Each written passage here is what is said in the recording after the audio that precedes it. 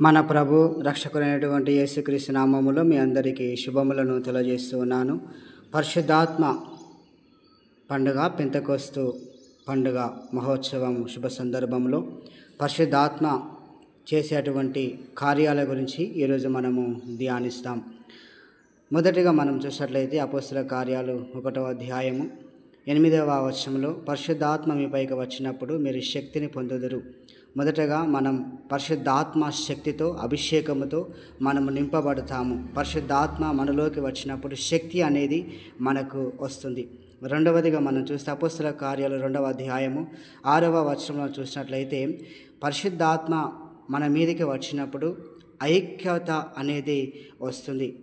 ఎందుకంటే అక్కడ అనేక మంది వివిధ ప్రాంతం నుండి, దేశాల నుండి వచ్చిన వారందరూ కూడా భాషలు మాట్లాడుతూ ఉండగా, అన్య భాషలతో వారు మాట్లాడుతుండగా వారందరికీ కూడా అర్థమైనది. అంటే పరిశుద్ధాత్మ వారి మీదకి దిగొచ్చినప్పుడు అక్కడ ఐక్యత అనేది కనబడుతూ ఉంది. మూడవదిగా యోహాను సువార్త 16వ అధ్యాయము 8వ వచనాన్ని మనం చూసినట్లయితే ఆయన పాపమును గురించి, నీతిని గురించి, తీర్పు లోకమునకు తీర్చును అని చెప్పేసి అక్కడ మనకు జ్ఞాపకం చేస్తూ ఉన్నారు. అలాగే యోహాను సువార్త 16వ అధ్యాయము 13వ వచనాన్ని మనం చూస్తే మీరు పరిశుద్ధాత్మ శక్తిని పొందుకున్నప్పుడు సర్వ సత్యములోనికి మిమ్ములను పరిశుద్ధాత్మ దేవుడు నడిపిస్తారన్న విషయాన్ని మన జ్ఞాపకం చేస్తున్నాడు. అంటే పరిశుద్ధాత్మ శక్తి మనం ఎప్పుడైతే మనము పొందుకుంటామో సర్వ సత్యములోనికి మనము విశ్వాస జీవితంలోనికి మనము జీవిస్తాము.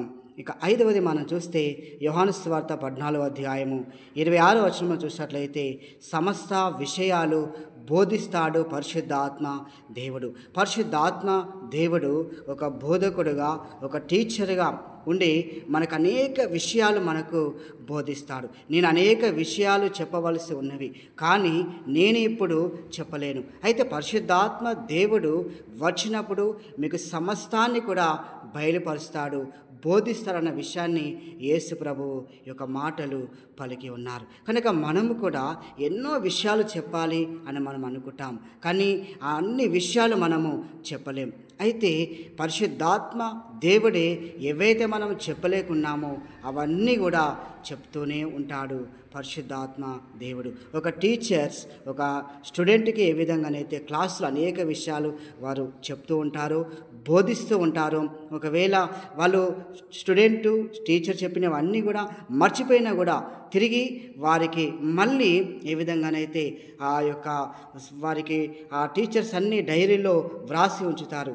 తిరిగి డైరీ చూసినప్పుడు అవన్నీ వారికి జ్ఞాపకము వస్తూ ఉంటాయి. అయితే ఏవే విషయాలు చెప్పవలసి ఉన్నవో పరిశుద్ధాత్మ దేవుడు మనకు అనేక విషయాలు మనకు మర్చిపోయినవి కూడా బోధిస్తాడు. ఇతరులు బోధించలేనివి కూడా పరిశుద్ధాత్మ దేవుడు బోధిస్తాడు. అందుకే పౌలు గారు అన్నారు, ఇదిగో నేను ఈ బోధ నేర్చుకోవడానికి నేను ఎవరి యొద్దకు నేను వెళ్ళలేదు, పరిశుద్ధాత్మ దేవుడే నాకు సమస్తాన్ని బయలుపరిచాడు అని చెప్పేసి మనకు పరిశుద్ధ పౌలు గారు మనకు జ్ఞాపకం చేస్తూ ఉన్నారు. అలాగనే 6వదిగా మనం చూసినట్లయితే సమస్తాన్ని ఆయన బోధిస్తాడు. ఇక 7వదిగా మనం చూస్తున్నాం, ఇక ఆత్మ ద్వారా మనము నడిపించేబడే వారిగా మనం ఉంటాం. రోమిలకు రాసిన లేఖ 8వ అధ్యాయము 14వ వచనాన్ని మనం అక్కడ చూస్తున్నాం. పరిశుద్ధాత్మ శక్తిని మనం పొందుకున్న తర్వాత దేవుని కుమారులుగా, దేవుని కుమార్తెలుగా మనము జీవిస్తాము, అనుసరిస్తాము. మనము ఆత్మతో నింపబడి ప్రియమైనటువంటి కుమారులుగా, కుమార్తెలుగా మనము జీవిస్తాం. కనుక పరిశుద్ధాత్మ దేవుడు మనలో చేసేటువంటి ఈ యొక్క కార్యములు. ఒక చెట్టు ఫలించాలి అంటే ఆ చెట్టుకు ఏం అవసరం అంటే సూర్య రశ్మి అవసరం. దానితో చెట్టు అధికంగా ఫలిస్తుంది. ఒక విశ్వాసి ఫలించాలి అంటే పరిశుద్ధాత్మ మనకు అవసరం. ఈ పరిశుద్ధాత్మ దేవుడు మనలో ఉన్నట్లయితే మనము ఇంకా అధికంగా మనము ఫలిస్తాం. అట్టి కృప దేవుడు మనకు దయచేయునుగాక. ఆమేన్.